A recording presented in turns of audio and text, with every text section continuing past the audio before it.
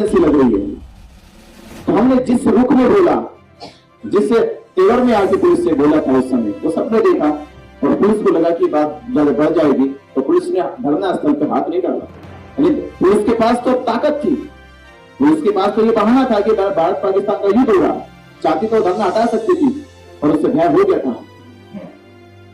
बनते वीराचार्य के तेवर को देख के पुलिस के अंदर कहने का दहशत तो पैदा हुई।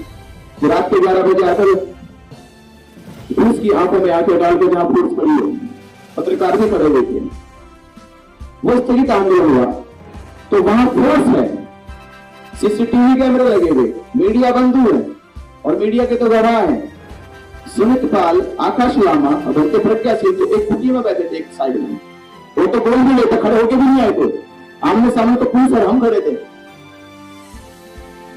ये बात तो पुलिस के हमारे बीच में चल रही है, और ये बात तो समाज के हित में चल रही है कि हम आंदोलन को स्थगित होने नहीं देंगे। हमने उस रात को आंदोलन को खत्म होने से रुकवाया। बहुत धन्यवाद, शुक्रिया यहाँ पर आने के लिए। और आज हमारी कॉन्फ्रेंस है 14 अगस्त, और आज नागपुर में छोटे छोटे जनसभाएं भी हुई। जैसे कि अभी नितिन गजबे ने बताया आपको कि आने वाले 17 अगस्त 2025 से महाबोधि महाविहार मुक्ति आंदोलन के जन समर्थन में पूरे महाराष्ट्र में धम्म ध्वज यात्रा के माध्यम से जनसंवाद किया जाएगा। इस संवाद यात्रा के माध्यम से महाराष्ट्र के सभी जिलों में जाकर महाबोधि महाविहार मुक्ति आंदोलन के बारे में बताया जाएगा। बीटी एक्ट 1949 क्या है ये समझाया जाएगा, और किस तरह से बौद्धों के साथ अन्याय हो रहा है, उनकी विरासतों पे कब्जा किया गया है, विरासतों पे अतिक्रमण किया गया है, बौद्ध संस्कृति विरासतों के साथ छेड़छाड़ की गई है, उसके स्वरूप को मिटाया गया है।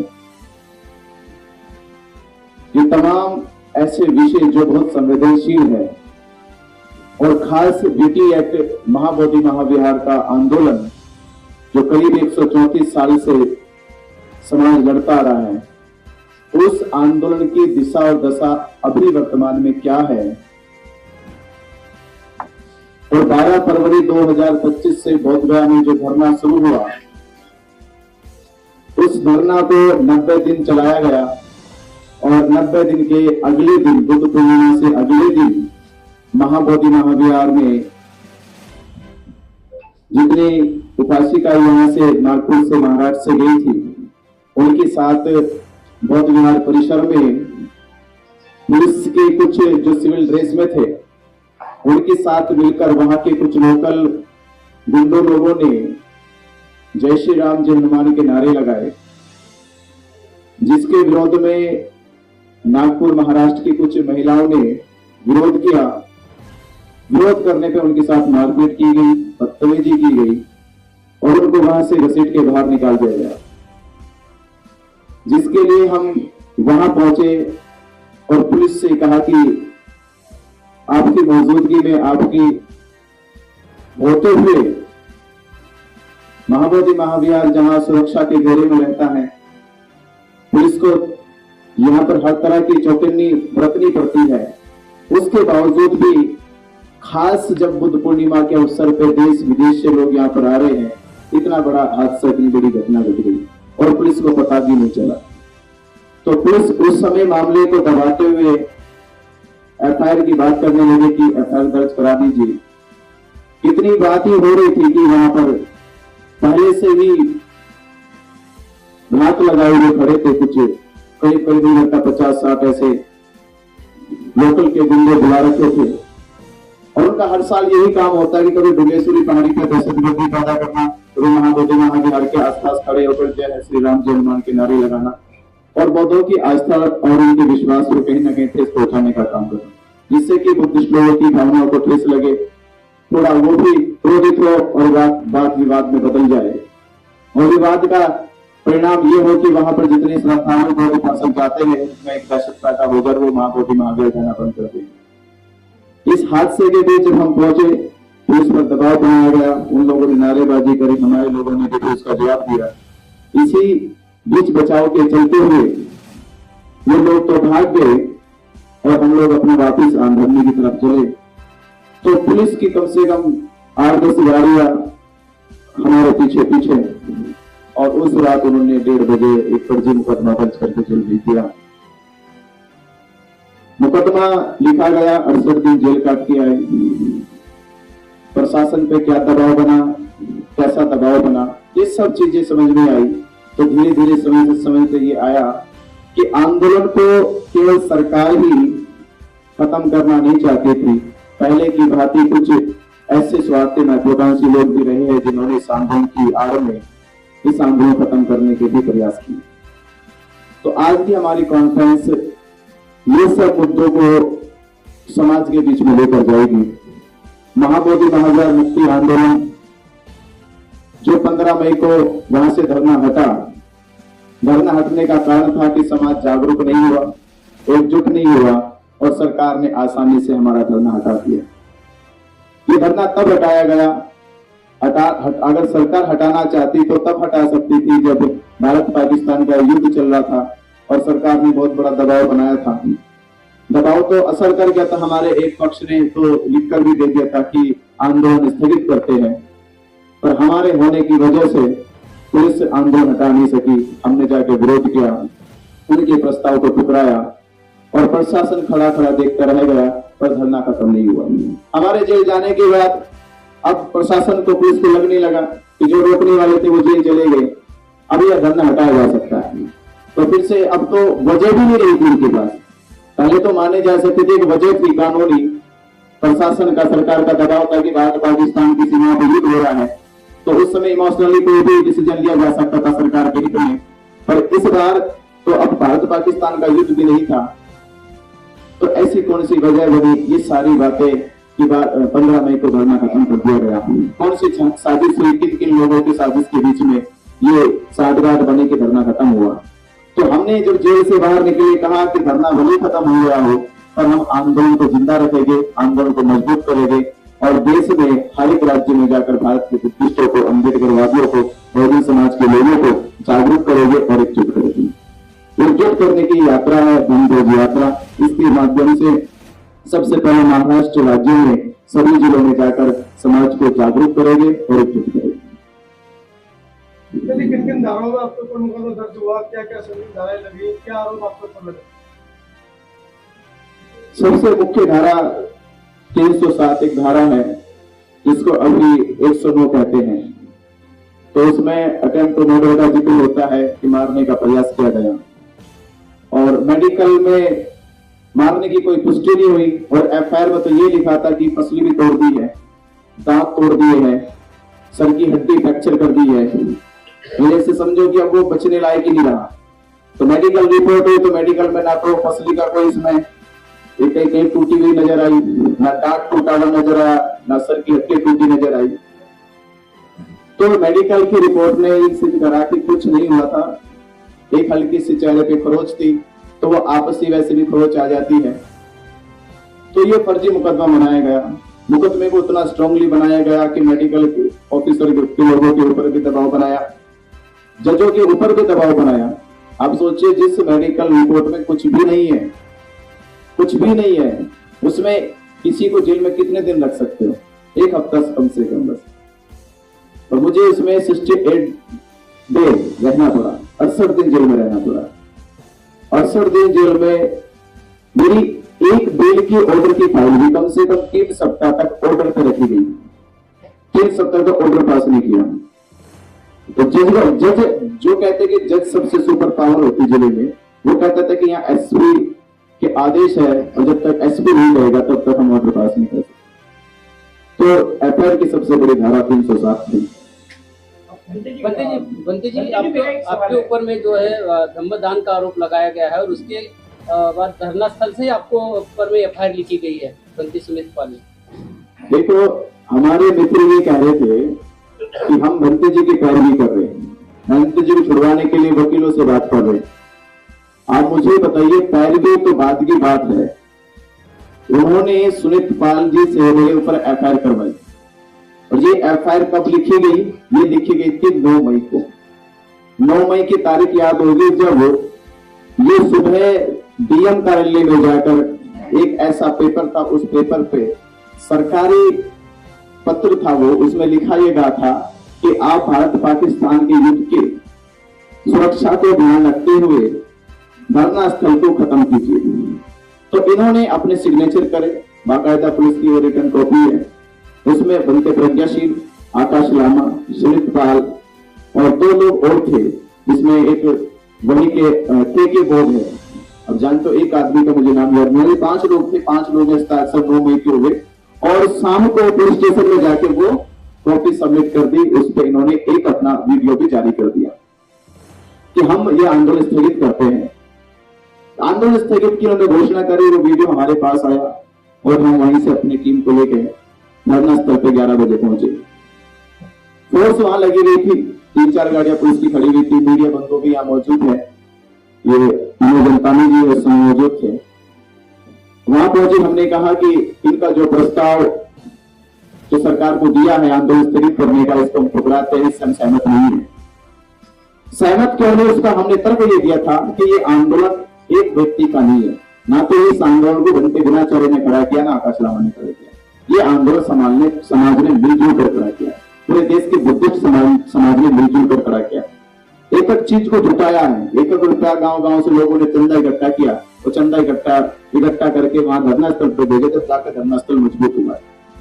तो ये फैसला एक व्यक्ति क्यों ले सकता है? 9 मई आज है, 12 तारीख को पूरे देश में आह्वान किया गया है कि पूरे देश से बुद्धिस्ट समाज बुद्ध पूर्णिमा को मनाया जा रहा है। और ऐसी कौन सी इमरजेंसी है कि भारत पाकिस्तान की सीमा का युद्ध जो है वो क्या बोधगया में लड़ा जा रहा है? ये हम पुलिस वालों से भी कह रहे हैं, ये बात सब पुलिस वालों से हो रही है कि क्या भारत पाकिस्तान का युद्ध बोधगया के धरना स्थल पर लड़ा जा रहा है? ऐसी कौन सी इमरजेंसी लग रही है? तो हमने जिस रुख में बोला, जिस तेवर में आके पुलिस से बोला था उस समय, वो सबने देखा और पुलिस को लगा कि बात ज्यादा बढ़ जाएगी, तो पुलिस ने धरना स्थल पर हाथ नहीं डाला। यानी पुलिस के पास तो ताकत थी, पुलिस के पास तो ये बहाना था कि भारत पाकिस्तान का युद्ध होगा, चाहती तो धरना हटा सकती थी और उससे भय हो गया था। तो बनते विनाचार्य के तेवर को देख के पुलिस के अंदर कहने का दहशत तो पैदा हुई कि रात के 11 बजे आकर पुलिस की आंखों में आंखें डाल के जहां पुलिस खड़ी हो, पत्रकार भी खड़े हुए थे, वो स्थगित आंदोलन हुआ। तो वहां फोर्स है, सीसीटीवी कैमरे लगे हुए, मीडिया बंधु है और मीडिया के तो गवाह हैं। सुनीत पाल, आकाश लामा और बनते प्रज्ञाशील तो एक कुटी में बैठे थे एक साइड में, वो तो बोल भी लेते, खड़े होके भी नहीं आए थे, आमने सामने तो पुलिस और हम खड़े थे। ये बात तो पुलिस के हमारे बीच में चल रही है और ये बात तो समाज के हित में चल रही है कि हम आंदोलन को स्थगित होने नहीं देंगे। हमने उस रात को आंदोलन को खत्म होने से रुकवाया। तो ये बात का डर उनको होने लगा कि हमने उनकी बात पर पानी फेर दिया, उनकी मनसा पानी फेर दिया, इसलिए कि उनकी मनसा में पानी फेरा गया। उन्होंने इतना होने के बाद में भी और ऐसी खबरें फैल रही है कि भंते विनाचार्य आकाश लामा को मिल के आगे का आंदोलन लड़ेंगे, ऐसी खबरें बड़े बड़े अखबारों में आई है महाराष्ट्र में। देखिए क्या है ये राज, क्या है? बनते आकाश लामा से बनते विनाचार्य मिलकर आंदोलन करेंगे आगे का? तो मिल तो जाए, पहले लड़ेंगे तो तब, पहले मिल तो जाए। तो मैं तो आया हूँ, मैंने उस खबर में लेके आकाश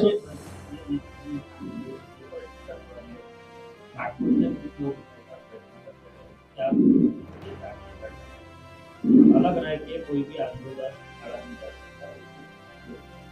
आप अगर ये धम्म यात्रा आप निकाल रहे हैं, ये धम्म यात्रा उस आंदोलन को गति देने के लिए रहेंगी या आपके जो झगड़े हैं उसको और बढ़ाने के लिए रहेंगी? ये सबसे पहला प्रश्न, ये 2 अलग प्रश्न है। पहला प्रश्न, क्या ऐसी कोशिश नागपुर से हो रही है, उसको आपसे मिले हैं और क्या उस विचार से आपका क्या सकारात्मक रहेगा या मिलेंगे या नहीं होगा, क्या होगा? और दूसरा, ये आंदोलन क्या सिर्फ आपके झगड़े के आप अपना पक्ष बताते जाएंगे, वो अपना पक्ष बताते जाएंगे, तो लोगों के सामने का यही दोनों का पक्ष जाएगा तो आंदोलन को गति कैसे मिलेगी? ये बात सत्य है। मेरी देखिए, हम सब अपना मैसेज आप लोग जो रिकॉर्ड कर रहे हैं ये सब सोशल मीडिया पर डालते हैं, समाज देख सके, एक माध्यम है हमारे संदेश का। जो साथी मेरे सोशल मीडिया से जुड़ा हुआ है किसी भी प्लेटफॉर्म पे, आप वहां पे कोई लिखित ऐसा कोई मेरा विरोध देखिए कि मैंने अब तक जो मेरे साथ हुआ उसका अब तक प्रतिकार भी किया होगा, नहीं किया। आप उनकी प्रोफाइल जाकर चेक कर लीजिए, बनते प्रज्ञा सिंह की प्रोफाइल जाकर चेक कर लीजिए। वो जेल में जाने से पहले भी लिखते थे, जेल में मैं चला गया तो भी लिखते थे। आप पता तो मैं जेल में रहा 68 दिन तो मैंने कुछ नहीं बोला होगा। आप गवाह है कि क्या 68 दिन उनकी जुबान बंद हुई? 68 दिन जुबान बंद नहीं हुई। मैं बाहर आया, मैं तब भी नहीं बोला। बाहर आने के बाद भी उनके सोशल प्रोफाइल जाके देखते थे, वो आज भी लिखते हैं, कल भी एक पोस्ट डाली। सवाल ये नहीं कि हम एक होकर लड़े, सवाल ये है क्या एक होने के लिए हमारी मंशा सही है? मैं आपका पक्ष जानना चाहता हूं। मेरा पक्ष ये है, समाज जहां कहेगा वहां खड़ा होकर आंदोलन। समाज कैसे कहेगा? आप अपनी कोशिश करेंगे? मेरी कोशिश समाज है। मैं तब भी कहा था कि 9 तारीख में समाज को आने दो, तब फैसला लेंगे। मैं आज फिर कह रहा हूं, आप पत्रकार बंधु बैठे हैं, नागपुर के जितने लोगों ने मुझे फोन किया उससे पूछ लीजिएगा, मेरे मोबाइल में मैसेज है, मैंने ये लिखा, समाज के हित से आगे मेरा कोई हित नहीं है। इस आंदोलन से बड़ी शक्ति मेरे पास नहीं है। आंदोलन के हित के लिए, आंदोलन की ताकत के लिए, आंदोलन की मजबूती के लिए जो चाहे समाज में ले ले, उस निर्णय को मानने के लिए तैयार। जी, मेरा एक सवाल है, ये जो अभी नागपुर से जो यात्रा निकल रही है, वो नागपुर से जो यात्रा का नाम दिया गया है वो ब्रह्मध्वज यात्रा है, बराबर है? ब्रह्मध्वज यात्रा और महाबोधि महाविहार मुक्ति यात्रा, ये दोनों शब्द अलग है। इसमें ये महाबोधि महाविहार मुक्ति यात्रा का कोई उल्लेख नहीं है। तो आयोजक मंडल क्या ये कंफ्यूज नहीं कर रहे? क्या आपको नहीं लगता? क्योंकि उसके जिम्मेदार आप भी हो। ब्रह्मध्वज यात्रा और महाबोधि महाविहार मुक्ति यात्रा, अब ब्रह्मध्वज यात्रा है या महाबोधि महाविहार मुक्ति यात्रा है? मैंने बोला शुरू में, महाबोधि महाविहार मुक्ति आंदोलन के जन समर्थन में धम्मध्वज यात्रा के माध्यम से समाज में जाके जन संवाद किया जाएगा। इसका पूरा टैगलाइन ये है, महाबोधि महाविहार मुक्ति आंदोलन के जन समर्थन में धम्मध्वज यात्रा के माध्यम से समाज में जाकर जन संवाद किया जाएगा। ये इसका उल्लेख कहीं नहीं है ना? महाबोधि महाविहार उल्लेख है। आंदोलन के टप्पे क्या रहेंगे आपके? हाँ, उसी को मैं बता रहा हूँ। आंदोलन का उद्देश्य इसमें ये रहेगा कि बेटी एक्ट क्या है, इस यात्रा के माध्यम से जन जन को समझाया जाएगा।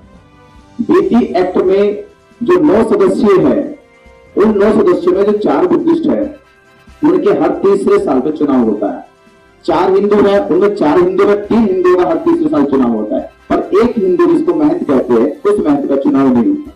वो ऐसे है जैसे समझने के लिए जैसे कोई लिमिटेड प्राइवेट कंपनी बना दो और उस कंपनी का उसे बना दो ओनर, ना वो कभी वहां से हटेगा, ना हटाने का कोई प्रावधान है। उसके बाद उसका बच्चा, उसके बच्चे के बाद उसका बच्चा, यानी परंपरागत वो उसके मालिक रहेंगे। इस एक्ट में सबसे बड़ा जो घालमेल है ये हुआ, यहाँ लोकतंत्र भी खत्म किया गया। दूसरी बात ये, महाबोधि महाविहार मुक्ति आंदोलन जो 134 साल से चल रहा है, तो 134 साल से आज तक सरकार को बुद्धिस्टों की पीड़ा क्यों सुनाई नहीं दी? क्या भारत में बुद्धिस्टों को इग्नोर किया जा रहा है? जो भारत बुद्ध संस्कृति से बना है, भारत की पहचान बुद्ध से हुई है, भारत की विरासत ही दुनिया भर में विश्व गुरु का भारत को सम्मान दिलाती है, तो वही भारत में बुद्ध को मानने वाले अनुयायियों के साथ ये अन्याय क्यों होता है? बाबा साहब डॉक्टर अम्बेडकर जी, जिन्होंने भारत के संविधान को लिखा, और बाबा साहब डॉक्टर अम्बेडकर जी ने भी 14 अक्टूबर 1956 को भगवान बुद्ध के धम्म की दीक्षा ली, तो बाबा साहब अम्बेडकर जी को मानने वाले अनुयायियों का और बाबा साहब के सम्मान को आज तक अनादर क्यों किया गया है? ये सारे मुद्दे महाबोधि महाविहार मुक्ति आंदोलन के संबंध में ये सारे इस यात्रा के माध्यम से बताए जाएंगे। दूसरा एक हो रहेगा, इसमें सबसे बड़ा जो हम इसका निष्कर्ष निकाल के चलेंगे, उसका निष्कर्ष ये रहेगा कि महाबोधि महाविहार मुक्ति आंदोलन के लिए अब तक जो 134 साल तक प्रयास किया गया, इन प्रयासों को सबको हमने रिसर्च करा, सब पे ध्यान दिया, सबको पूरा स्टडी कर लिया, इस नतीजे पे पहुंचे हैं कि समाज को जागरूक करना पहली हमारी प्राथमिकता रहेगी। जैसे जैसे समाज जागरूक होता जाएगा वैसे वैसे हम समाज को एकजुट करते जाएंगे। और हमने 12 फरवरी 2026 तक लक्ष्य बना के चल रहे कि भारत के तमाम राज्यों में जाकर ऐसे यात्रा और सभाएं करते हुए हम 12 फरवरी तक 2026 तक भारत के करोड़ों बुद्धिस्टों को एकजुट करने का काम करेंगे। और फिर वही फैसला जो सुप्रीम कोर्ट ने राम मंदिर के पक्ष में दिया था कि ये मामला हिंदू की मंदिर का और मुसलमानों की मस्जिद के बीच का नहीं है, ये मामला भारत के करोड़ों हिंदू की आस्था का है। तो मंदिर मस्जिद हटा दिया उन्होंने आधार दिया भारत के करोड़ों हिंदू की आस्था का मामला। तो फिर हम बुद्धिस्ट भी कहेंगे कि ये मामला केवल सरकार और महाबोधि महाविहार का नहीं है, ये मामला भारत के करोड़ों बुद्धिस्टों की आस्था का, विश्वास का है। तो उस फैसले को फिर दोबारा से दोहराया जाएगा। आप जागरूकता की बात की है, जागरूकता से एकजुटता आएगी ऐसे आप बोल रहे हैं, लेकिन जहाँ 2 घंटे की जागरूक नहीं है और उनमें ही एकजुटता नहीं है तो समाज में क्या संदेश जाएगा? देखिए, एकजुटता का आधार होता है विचारों का मिल जाना है, और जब तक विचार नहीं मिलेंगे 2 लोग तो नहीं मिल सकते, अगर विचार मिल जाए तो अनेकों मिल जाते हैं। 2 लोग क्यों नहीं मिले, इसका सबसे बड़ा आधार यह है कि मैं अम्बेडकरवादी बुद्धिस्ट हूं और वो ट्रेडिशनल बुद्धिस्ट है। और ट्रेडिशनल बुद्धिस्ट जो है शुरू से बाबा साहब अम्बेडकर जी को नहीं मानते। पर जो समाज है भारत में, जो समाज है जो बुद्धिस्ट है, वो पूरा समाज बाबा साहब डॉक्टर अम्बेडकर जी के बाद बुद्धिस्ट हुआ है। तो हम उस समाज को एकजुट कर रहे हैं जो बाबा साहब डॉक्टर अम्बेडकर जी का अपना विश्वास, अपनी आस्था रखते हैं। हम उस समाज को एकजुट करेंगे कि वो समाज इस आंदोलन की लीड क्यों बने, इस आंदोलन का वो उसका जिम्मा ले, अपने कंधों पर इसको उठा के लेके चले, हम उसको एकजुट करेंगे। बंटी जी, जहाँ पर जागरूक करना चाहिए वहाँ पे लोग जागरूक नहीं है, बिहार में खास करके, क्योंकि बिहार में जो भी आंदोलन होते हैं वहाँ पे फेलिवर चले जाते हैं। जहाँ पर जागृति है, जैसे महाराष्ट्र में लोग जागरूक है, वहीं पे बार बार आंदोलन होते जा रहे हैं। लामा जी भी यहीं पे आंदोलन कर रहे हैं, यहाँ पे मशाल यात्रा निकाली है, आप भी यहाँ पे रैली निकाल रहे हैं। बिहार में कब जागृति करेंगे और बिहार के लोगों को कब जागरूक करेंगे इस आंदोलन? देखिए, ये ऐसा है जैसे चीजों को ट्रांसफर कर देना। महाराष्ट्र में क्यों किया जा रहा है, ये उपजाऊ जमीन है, यहाँ फसल तैयार होती है और यहाँ की फसल को फिर वहां पे जो फसल है तैयार अभी नहीं हो रही है, तो वहां के लोगों को फसल करना सिखाया जाएगा। ये उदाहरण देकर कि महाराष्ट्र के लोगों ने फसल तैयार की, तो महाराष्ट्र की जनता ही बिहार जाएगी, सिखाएगी जाकर उनको कि हम लोग तैयार होकर आ गए, हम आंदोलन की ताकत बन के आ गए हैं, अब आप लोग हमारे साथ मिलकर चलो। हम अभी तक बिहार में गए तो कम संख्या में गए हैं, हम इस बार कोशिश करेंगे कि बड़ी संख्या में जाएंगे, जिससे बिहार वाले बुद्धिस्टों को, अम्बेडकरवादियों को, बहुजन समाज के लोगों को भी गर्व हो कि देश भर का बुद्धिस्ट आ गया, देश भर का बहुजन समाज आ गया, देश भर का अम्बेडकरवादी आ गया, अब कम से कम उनको भी शर्म आ जानी चाहिए। तो ये देखकर शायद उनको शर्म आ जाए, वो लोग भी खड़े हो जाए। इसी के रिगार्डिंग एक सवाल है मेरा, गंगेश्वर में जो प्रकरण हुआ है नागपुर वाले के साथ या जो भी हुआ है, वहाँ पे जो स्थानिक बुद्धिस्ट लोग हैं उनका कहना है, वो पैर पड़ रहे थे, उनका कहना है कि आप लोग 2 दिन के लिए आते हो और ये सब चीजें होती है, मगर झेलना हमको पड़ता है क्योंकि हमको प्रोटेक्शन नहीं, वो लोग हमारे घर में घुस के मारते हैं, हमारे घर जलाने की धमकी देते हैं, तो आप कृपया ऐसा मत कीजिए, जैसा चल रहा है वैसे चलने दीजिए। इसके ऊपर ये मैं कह रहा, जैसे भारत में ये लामा छोटे हैं, वैसे भी एक भारत के बड़े लामा हो रहे हैं, जानते हो, दलाई लामा जी भी जानते हैं। तो दलाई लामा जी को जानते, दलाई लामा जी भी बुद्धिस्ट है, पर अगर वहां से कोई पंडित उनसे कहे कि शिवलिंग पे जल चढ़ाना है तो जल चढ़ा देंगे। पर क्या भारत का कोई अम्बेडकरवादी बुद्धिस्ट भिक्षु हो या वो उपासक हो, उसको कहे कि शिवलिंग पर जल चढ़ाओ, चढ़ा देगा? वो नहीं चढ़ा सकता, वो उखाड़ तो सकता है पर जल नहीं चढ़ा सकता। तो ये फर्क है, इसीलिए आंदोलन को अम्बेडकरवादी बुद्धिस्ट ही चलाना चाहिए, चलाएगा और वो इसको जीत सकता है। और उसकी एक खास और बात बता दें हम, इस बार ये आंदोलन सफल क्यों हो जाएगा कि 2 पिछले आंदोलन को अगर हम उसका रिसर्च करें तो उसमें एक खामी रही जिससे उन लोगों ने अपनी साजिशों में कामयाबी पाई। जब अनागरिक धर्मपाल भारत में आए, उनका आंदोलन भारत में फैलने लगा, तो यहाँ पर कुछ जो सामंतवादी लोग हैं, जो महाबोधि महाविहार पे कब्जा करके बैठे हुए हैं, उन लोगों ने भारत में प्रचार प्रसार करना शुरू किया कि अनागरिक धर्मपाल श्रीलंका के रहने वाले हैं और भारत के बुद्धिस्टों को और हिंदुओं के बीच में विवाद पैदा करना चाहते। इससे उनको लाभ मिल गया। उस समय भारत में बुद्धिस्ट जागरूक नहीं था, बहुजन समाज के लोग जागरूक नहीं थे और ये बात उनकी समझ में आ गई और वो अनागरिक से थोड़ा दूरी बनाने लगे। जी, मेरा एक सवाल है, दूसरी मेरा एक सवाल है। पहले बात पूरी हो जाने दो। दूसरे आंदोलन जब खड़ा हुआ बंधन सुरेश देसाई ने लड़ा, तो बंधन सुरेश देसाई के आंदोलन को कमजोर कर दिया गया इसी आधार पे कि वो जापान से थे। तो ये प्लस पॉइंट है इस बार कि इस बार ना तो श्रीलंका से है, ना जापान से, ना किसी देश से। इस बार आंदोलन देश से लड़ा जा रहा है और खास बात है अम्बेडकरवादी बुद्धिस्टों के आधार पर लड़ा जा रहा है। उनके हाथों में यह आंदोलन है, इसलिए जीत निश्चित होगी। भंती जी, महाबोधि महाविहार तो ये मुक्त होना ही चाहिए और आपके निःशुल्क में भी होना चाहिए, लेकिन एक खास बात ये है, महाबोधि महाविहार मुक्ति आंदोलन को लेकर, धम्मदान को लेकर काफी बवाल हुआ। उसमें मीनाचार्य जी भी आए और लामा जी भी आए, लेकिन अभी जो यात्रा निकल रही है उसमें भी धम्मदान दिया जाएगा। तो इसका लेखा जोखा किसके खाते में जाएगा और किस प्रकार से इसका लेखा जोखा रहेगा? धम्मदान से ही दानादान हुई। देखिए, धम्मदान से दानादान नहीं हुई है, ये दानादान हुई है। जिसको कुर्सी पे बैठना होता है ना, दानादान वहां होती है।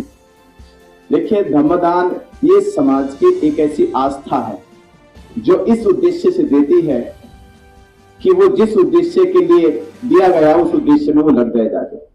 महाबोधि महाविहार मुक्ति आंदोलन लोगों के लिए एक ऐसा विषय है जैसे उनके लिए घर का अपना कोई सामान। जैसे इंसान जीविका के लिए भोजन सबसे बड़ी उसकी जीविका का साधन है, बिना भोजन के वो जी नहीं सकता, वैसे आज महाबोधि महाविहार मुक्ति आंदोलन लोगों की जिंदगी का एक सवाल बन चुका है, उनके सम्मान का सवाल बन चुका है, उनके गौरव का, स्वाभिमान का एक सवाल बन चुका है। उसके लिए जो दान दिया गया है और जितने आयोजक लोग धम्मध्वज यात्रा को जो आयोजित कर रहे हैं, उस यात्रा में मुख्यतः वो मुझे लेके यात्रा पूरे महाराष्ट्र में चलाई जाएगी। तो सबसे पहले जिम्मेदारी इसमें मेरी बनती है, सबसे पहले जिम्मेदारी इसमें मेरी जिम्मेदारी बनती है, क्योंकि कहीं ना कहीं धम्मदान को बौद्ध उपासक वो मेरे हाथ से देंगे, वो मेरे हाथ से जाएगा तो मुझे पता होना चाहिए कि वो धम्मदान कहां जा रहा है। तो मैं आपको आश्वस्त करता हूं, 17 अगस्त से 24 सितंबर तक महाबोधि महाविहार मुक्ति आंदोलन के जन समर्थन में ये जनसंवाद यात्रा, जो धम्मध्वज यात्रा का नाम दिया गया है, इस यात्रा में महाराष्ट्र राज्य से जितने भी उपासक बुद्धिस्ट समाज इसमें अपना सहयोग, अपनी श्रद्धा से दान देंगे, उनके दान की 1/2 महाबोधि महाविहार मुक्ति आंदोलन के ट्रस्ट की जाएगी। इसका हिसाब 1/2 का समाज के बीच में रख दिया। मुझे एक आखिरी सवाल है, अभी जो 25 सदस्यीय समिति आनंद कानून में सरकार ने बनाई है, उसके अंदर भारत का प्रतिनिधित्व वो करे जो भारत सरकार, उसको क्या कहना है? ये मैं कहना चाहता था, वो बात समझ में भी आ जानी चाहिए। मैं तो खास करा कि बुद्धिस्ट अम्बेडकरवादी की बुद्धि कब खुलेगी, कब जगेंगे ये लोग इस आंदोलन से घबरा कर। वो घबरा तो गई तो पता चल गया कि जो काम आज तक नहीं किया उन्होंने, जो काम आज तक नहीं किया वो काम इन्होंने अब कर दिया। 25 लोगों की सलाहकार कमेटी बनाई, 25 लोगों की सलाहकार कमेटी बनाई। 25 लोगों में 10 लोग चुने, कौन से? जो अलग भारत के बाहर कंट्रियां बुद्धिस्ट हैं। भारत के बाहर 10 बुद्धिस्ट कंट्रियों के एक प्रतिनिधित्व मंडल लिया उन्होंने। भारत के अंदर सबसे प्रमुख नाम लिया दलाई लामा जी का। मुझे ये बताओ, बुद्धिस्ट अम्बेडकरवादियों का नाम क्यों नहीं लेते? भारत में भारतीय बौद्ध महासभा बाबा साहब डॉक्टर अम्बेडकर जी की बनाई गई संस्था है। बाबा साहब की संस्था से क्यों नाम नहीं लिया गया? बाबा साहब की संस्था प्रमुखता भारत में इसी उद्देश्य से बनाई गई थी कि भारत में बौद्ध धर्म का प्रचार प्रसार करेगी। बाबा साहब की संस्था से एक नहीं नाम लिया गया, तो प्रमुख दलाई लामा जी को लिया गया, क्योंकि दलाई लामा के होने से उनको कोई फर्क नहीं पड़ेगा। दलाई लामा जी के बाद उन्होंने सरकार ने अपने कुछ सांसदों को, विधायकों को लिया। तीसरे नंबर पर उन्होंने बोध गया के कुछ सरकारी कर्मचारियों को लिया। चौथे नंबर पर उन्होंने बोध गया के पार्षद और वहां के सभासदों को लिया। ऐसे करके 25 लोगों की कमेटी बना दी। अब 25 लोग एडवाइस करेंगे। कौन सी एडवाइस करेंगे? जो भारत के बाहर है 10 लोग, वो क्या एडवाइस देंगे? और जो भारत के भीतर है उनको बौद्ध धर्म के बारे में पता नहीं है। दलाई लामा जी केवल लामा संस्कृति के बारे में जानते हैं। उन्होंने आज तक भी बाबा साहब डॉक्टर अंबेडकर जी कैसा धर्म चाहते हैं भारत में, उस पर आज तक उन्होंने चिंतन नहीं किया, उस पर विचार नहीं किया। तो सवाल यह है कि 25 लोगों की कमेटी में बुद्धिस्ट अंबेडकरवादी कितने हैं? इसमें लामा लोग तो मिल जाएंगे, उनको लामाओं से कोई प्रॉब्लम नहीं है। समस्या है कि अंबेडकरवादी होने वाला जो विचारधारा है उससे खतरा उनको है। तो ये समझना चाहिए कि भाई लोग उनके साथ जुड़ सकते हैं, उन्हें कोई परेशानी नहीं है। परेशानी है अंबेडकरवादी बुद्धिस्टों से, इसलिए दलाई लामा जी को भी लेकर उनको कोई चिंता नहीं है। वो ले भी सकते, पद भी दे सकते हैं, और एक दिन तो ये भी आएगा, कह भी देंगे। अगर लगेगा हमारा आंदोलन मजबूत होता रहेगा, भविष्य में ये भी हो सकता है वो कहेंगे ठीक है बीटी एक्ट रद्द कर दो, बुद्धिस्टों को देते हैं। उस दिन आप भी सर मारोगे फिर दीवार में, बुद्धिस्टों को देते हैं, पर किनको? जिनको आज कमेटी में रखा है। फिर क्या करोगे? भविष्य को ध्यान रख के चलो, वो दे भी देंगे, और जैसे आज कमेटी में जिन बुद्धिस्टों को रखा उन बुद्धिस्टों को वो सौंप देंगे। तो आपने दान भी दिया, आंदोलन भी चलाया, संख्या भी एकजुट करी। देश में आंदोलन कौन चला रहा है? नॉर्थ ईस्ट से कितने लोग आते हैं आप बताओ ना? नॉर्थ ईस्ट से कितने लोग आते हैं? अगर 1000 लोग हम जाते हैं तो वहां से 5 लोग आते हैं। आप सोचो हम क्या कर रहे हैं? आंदोलन हम चलाने वाले, मुकदमे हमारे ऊपर लिखे जाए, 1 रुपया चंदा इकट्ठा करके आंदोलन हम चलाए, दान हम दें, और आंदोलन की भूमिका कौन बनाए? जो उस आंदोलन में उनका कोई योगदान नहीं है। मुझे बताइए आंदोलन क्या आपके द्वारा नहीं चल सकता? तो इसलिए बाबा साहब अम्बेडकर जी की बात को समझो, अपने अधिकारों की लड़ाई खुद लड़नी होगी। दूसरे के कंधों पे लड़ाई लड़ोगे तो बेच दे जाओगे या बिकवा दे जाओगे। चलते चलते 16 और 17 तारीख को प्रोग्राम आपको नक्की करना चाहिए। 24 तारीख तक आप साथ में रहेंगे? हमें 17 अगस्त से 24 सितंबर तक महाराष्ट्र के सभी जिलों में जितने भी धर्म उपासक उपासिकाएं हैं और जितनी भी बहुत संस्थाएं हैं, बहुत संगठन है, बहुजन समाज में काम करने वाले तमाम उन संगठनों के मेरा निवेदन है कि महाबोधि महाविहार मुक्ति आंदोलन पूरे देश में एक ताकत वजूद के साथ खड़ा हो चुका है। और जैसे जैसे हम इसमें विचार करते जा रहे, सुप्रीम कोर्ट तक हमने विचार किया, सुप्रीम कोर्ट में हम लोगों की जो तैयारी है वो बहुत अच्छे से होती जा रही है, और जल्दी हम लोग वहां पर एक अच्छे वकील को भी अपॉइंट करेंगे। तो लगता है कि हम इस आंदोलन को जीत लेंगे। उसके लिए जो यात्रा निकाली जा रही है 17 अगस्त से 24 सितंबर तक चलेगी। इस यात्रा का उद्देश्य रहेगा महाबोधि महाविहार मुक्ति आंदोलन के जन समर्थन में धम्मध्वज यात्रा के माध्यम से समाज में जाकर जन संवाद किया जाएगा। ये जन संवाद समाज के बीच में होगा और उनको समझाया जाएगा कि बीटी एक्ट क्या है, महाबोधि महाविहार मुक्त क्यों होना चाहिए, और 134 साल से आंदोलन चल रहा है वो आज तक सफल क्यों नहीं हुआ। इस तमाम मुद्दों को लेकर समाज के बीच में जाएंगे और मैं लगातार 17 अगस्त से लेकर 24 सितंबर तक महाबोधि महाविहार मुक्ति आंदोलन की जन संवाद यात्रा में रहूंगा। 17 अगस्त को दीक्षा भूमि नागपुर में लोग इकट्ठा होंगे और वहीं से यात्रा प्रारंभ की जाएगी, और यात्रा का जो अंतिम पड़ाव होगा वो चैत्य भूमि जहाँ बाबा साहब डॉक्टर अम्बेडकर जी की अस्थियां है, जहाँ बाबा साहब डॉक्टर अम्बेडकर जी का अंतिम संस्कार किया गया था, उसी पारंपरिक धरती पे जाकर यात्रा का पहला पड़ाव जो है समापन होगा।